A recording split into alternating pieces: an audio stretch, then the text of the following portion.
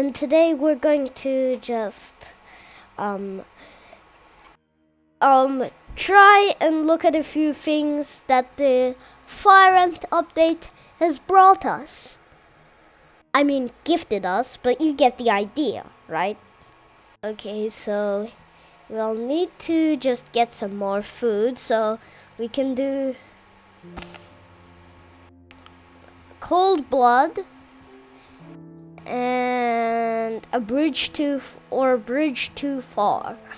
Easy, decent amount of food, decent amount actually. You know, I've never actually completed this one. See, so much food.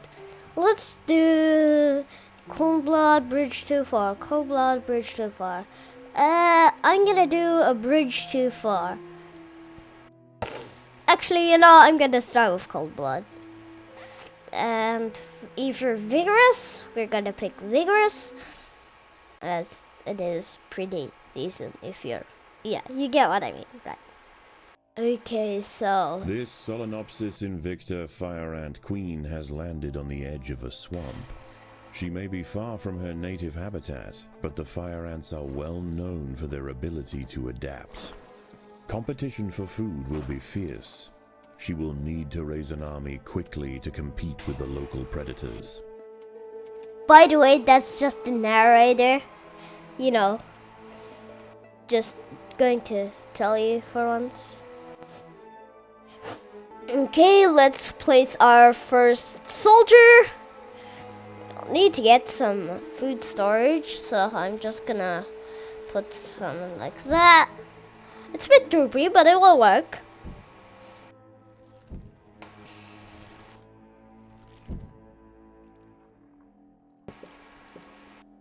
I'll create these two, that might help a little bit.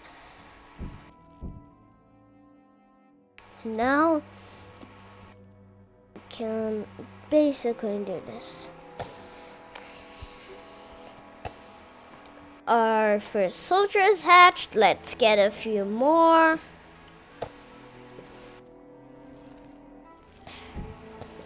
And okay, so we can dig. We can dig to here and maybe get some more food. Fight these guys off, fight those, or...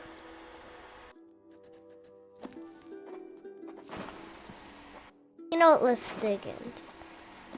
Oh, some more food. That's exactly what we need.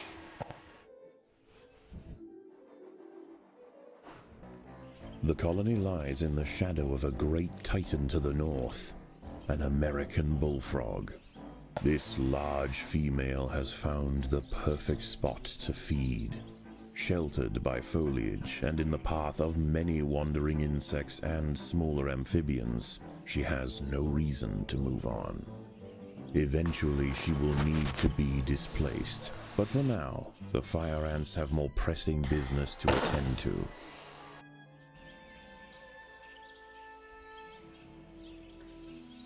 These are like big-headed ants. They're pretty bad. These are little black ants. They aren't as bad, but still, they're like significantly better. And let's just get a few more of these. Maybe we could get one more. Ooh, I can't fit on an. Alright. The boggy soil surrounding the nest is lacking in nitrogen and phosphorus, nutrients vital for plants to photosynthesize and grow. To survive in this environment, some have evolved to supplement their mineral diet by trapping and dissolving invertebrate prey. Ooh, a green spider. Perfect prey. Wait, you know what? I think we're grown up yet. Let's just see a little bit more in the undergrowth for once.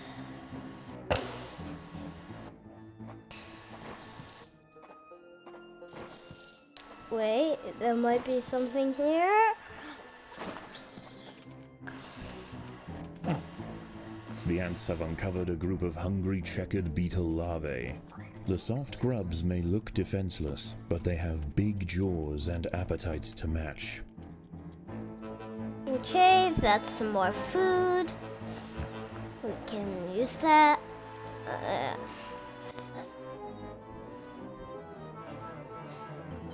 A small colony of Phaedolae maurici big-headed ants have established themselves on a hill to the west. Scavenging for seeds, aphids, and dead insects, they are unlikely to pose a threat to the Invicta colony, if left undisturbed.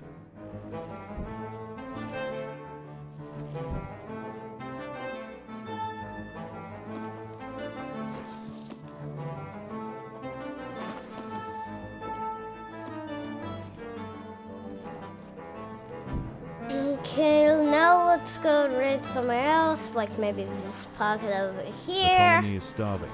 There's not enough food to feed the new brood. See what we can get. Free food. I will take that little bit of free food as there's also that.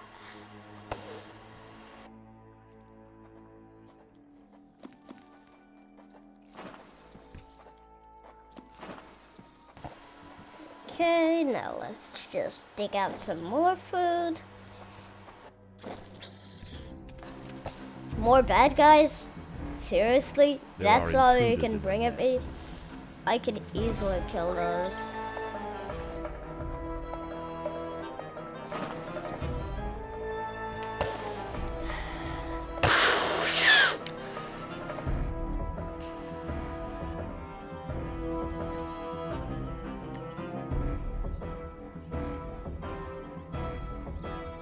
These are like green spiders. Let me kill one of them.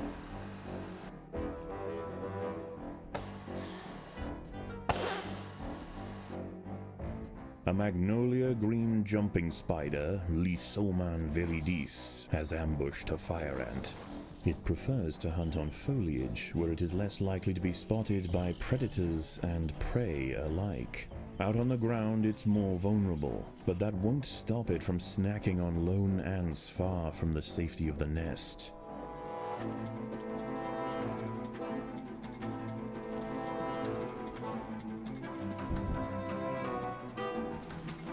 Got a few more ants. Now, let's just go and dig that out.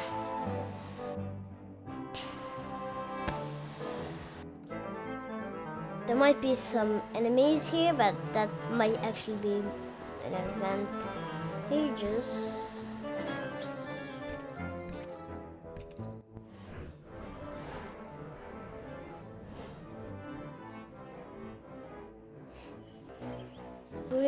More green spiders.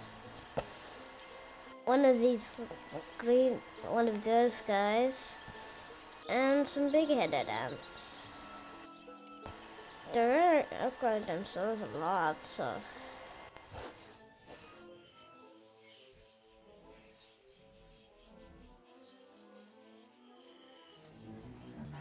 A six-spotted tiger beetle, Cicindela sexcutata, is on the move near the nest. Its metallic green elytra make it unmistakable, and like its other tiger beetle cousins, long legs give it the speed to chase down small arthropods with ease.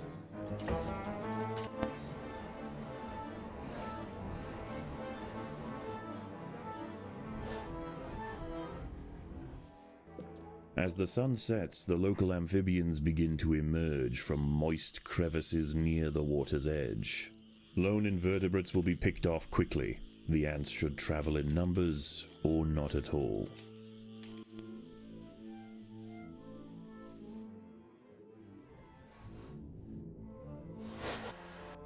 A bombardier beetle, Brachinus alternans, is hunting for insects outside the nest. It may seem unwise for it to wander so freely amongst the large amphibians that share the swamp at night, but they would do well to leave it alone. This beetle is a master of chemical warfare.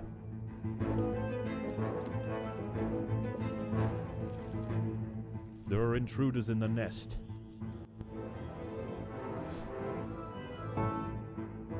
Toad or rifle? At night, eastern narrow-mouthed toads patrol above ground looking for food. Ants make up 75% of their diet, so the small colony must stay alert. To make matters worse, they are excellent diggers. It's only a matter of time before one tunnels its way into the nest.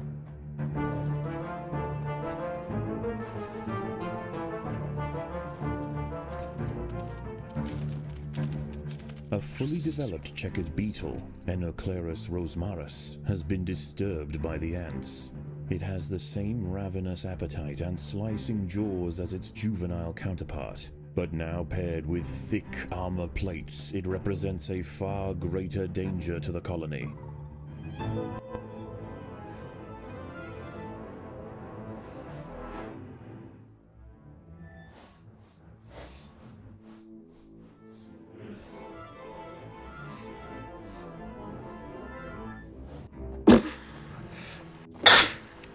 I have a little flu here today. Sorry if that bothers you, but well, yeah.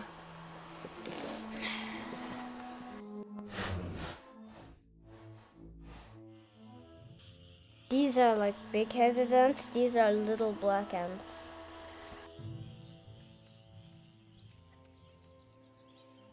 Dawn breaks, and the salamanders and toads retire to their damp alcoves to wait out the sun.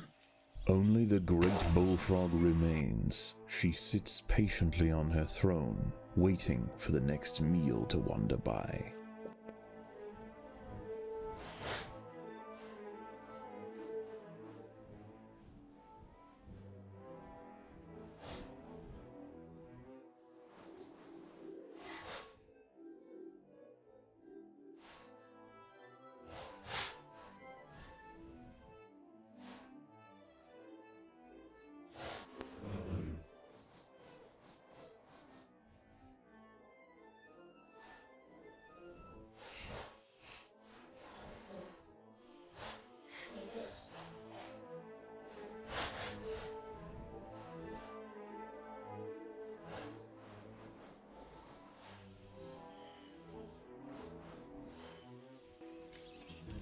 The ants must defend themselves.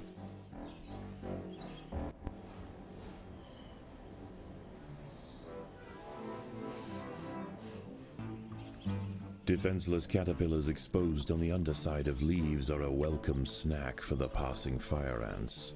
The colony should take advantage while it can. Few meals surrender so willingly.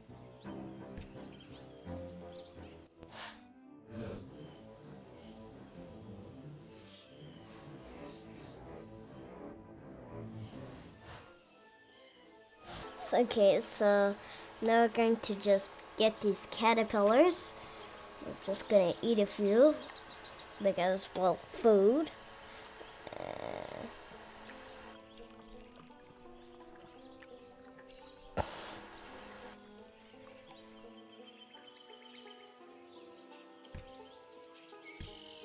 I'm gonna now go to that area next.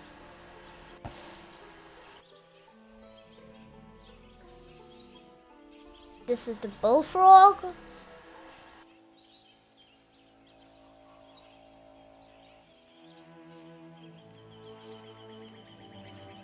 The ants must fight.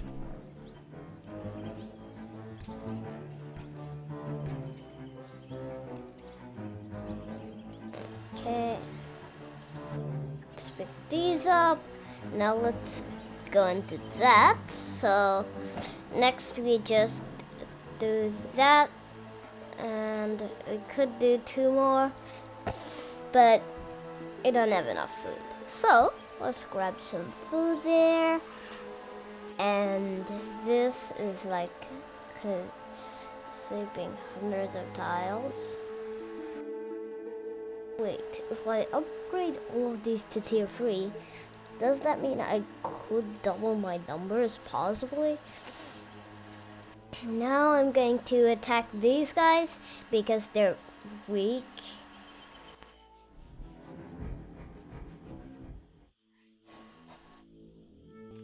Once again, dusk sets in over the swamp.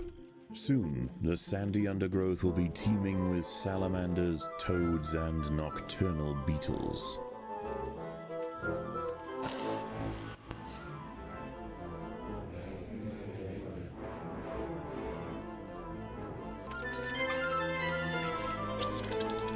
The Maurici colony has fallen, their champions spent, and their queen vanquished. In the end, they could not stand up to the might of the Invicta army.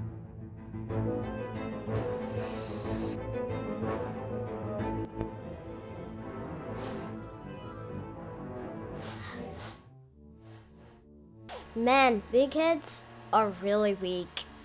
Like, I mean, I only had 133 ants and I absolutely crushed them because they weren't using their majors. They should have been using their dang majors.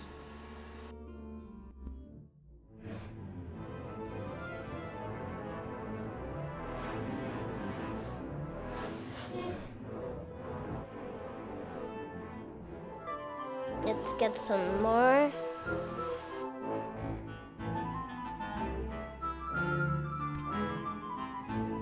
Let's get some more. The battle has begun.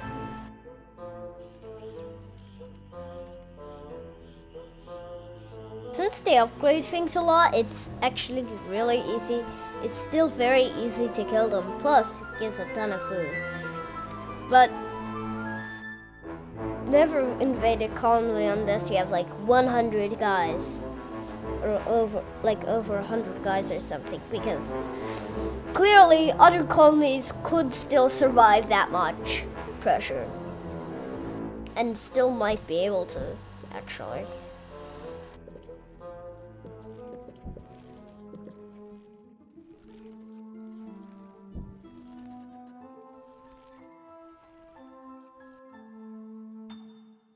Now we've ravaged this colony, now let's ravage the next colony. And I have like 200 men.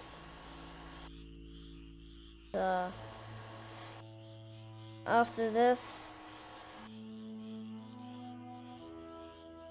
sometimes numbers are a thing, combined with great damage.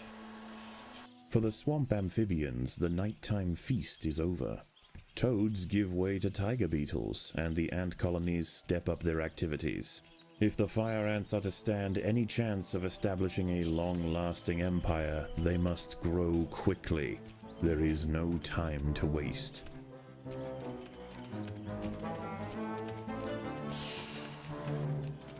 The ants have set upon a green link spider, Puccetia viridans. She prefers to hunt on pitcher plants, but out in the open, she loses her advantage. Far from defenseless, however, when threatened she can spit venom up to 30 centimeters from her fangs. The ants have been attracted to secretions of nectar produced by a yellow pitcher plant. In order to feed, however, the ants must position themselves precariously over a deep vat of digestive liquid. Waxy deposits on the rim ensure that any ant that steps too far in won't be stepping out again. The fire ants have encountered a tribe of Monomorium minimum black ants. These tiny little ants may seem feeble, but the Invicta colony would do well to treat them with caution. Although primarily scavengers, they are armed with powerful chemical secretions and have been known on occasion to invade fire ant nests.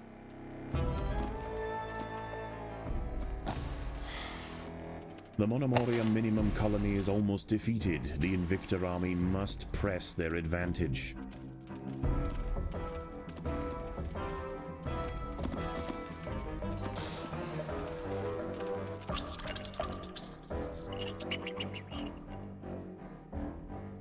The little black ants fought to the last to defend their queen. Now the Invicta colony will enjoy the spoils of war. Defenseless larvae from the vanquished colony will be carried home and fed to the victor's own hungry brood. Now, I think we have enough to defeat the Bullfrog. Now we A just... wingless parasitic wasp, Dasimutilla occidentalis, more commonly known as the red velvet ant, has wandered into Invicta territory. Although not on the hunt for fire ants, it will defend itself if threatened. Armed with an extremely powerful sting and displaying bright warning stripes, most creatures give it a wide berth. Many of the milkweed plants growing nearby are infested with aphids. Their honeydew excretions present an ideal, energy-rich food source for the fire ants. Aphids far from the nest are vulnerable, however, and are sometimes relocated closer to home where they can be better protected from predators and thieves.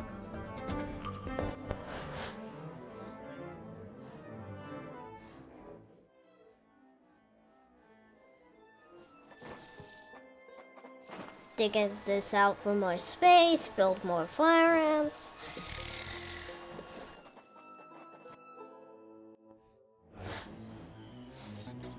Okay, so now let's just grab all the sweet, juicy food.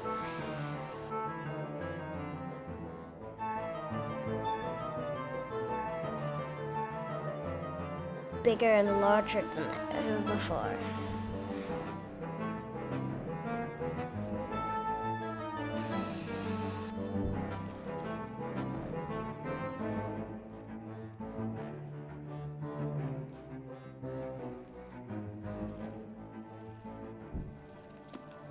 The ants must fight. Sometimes the key to survival is killing other colonies.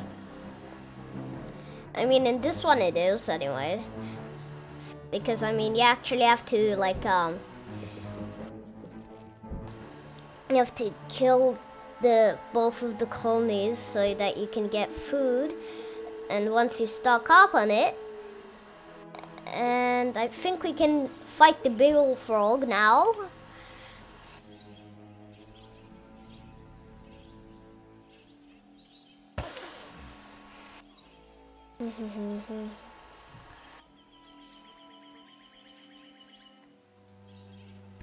Wait, let's just right here. The battle has begun. Oh my god, it's blocked by out of all of the things. This. I'll kill it easily.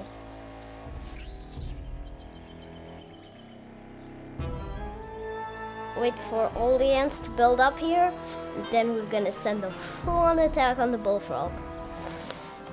Come on, build up, build up, build up. Checkered beetles. Get rid of the checkered beetles because it's annoying me.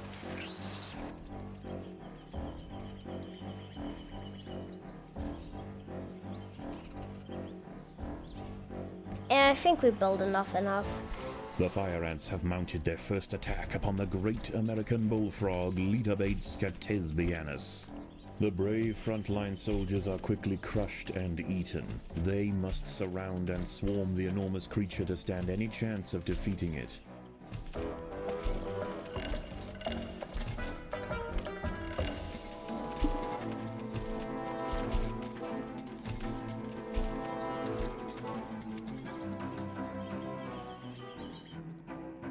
Again and again, soldiers clamp onto the bullfrog's leathery skin and inject their Solenopsis venom, but the beast shows no signs of wavering. The fire ants must maintain their resolve. Wait. And die.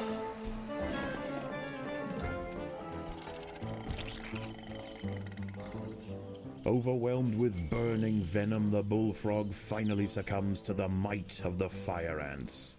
Utterly spent, it collapses on the hillside, leaving the victors free to consume its body. Unbeknownst to the ants, the presence of the bullfrog was keeping many other local amphibians at bay. The power vacuum it left behind is attracting a host of salamanders and frogs eager to take its place. The ants should go to ground quickly and prepare for the imminent chaos.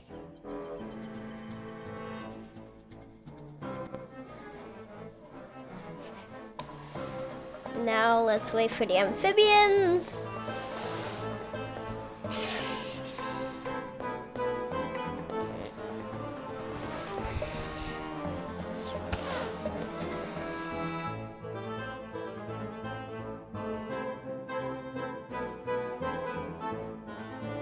Let's just wait for them and I will kill them.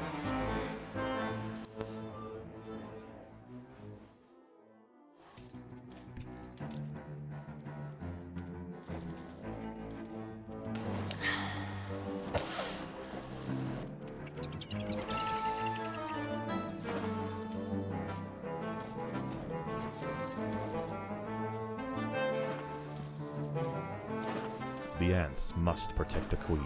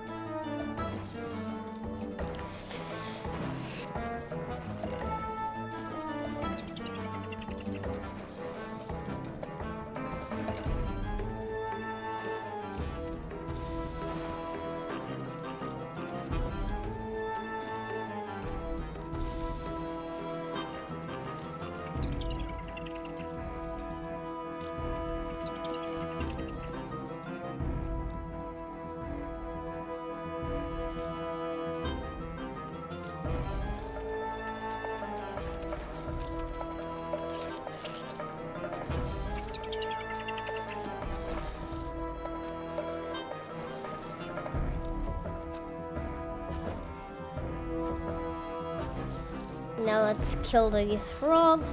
Wait.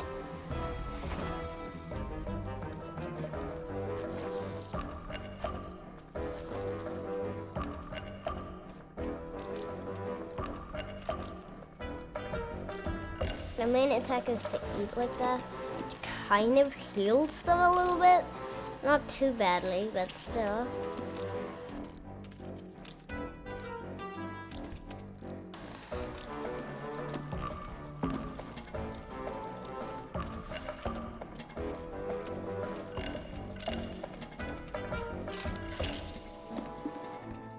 Killed them As the all. anarchy above ground settles and with the invaders crushed, a new order is established. This is now the domain of the fire ant.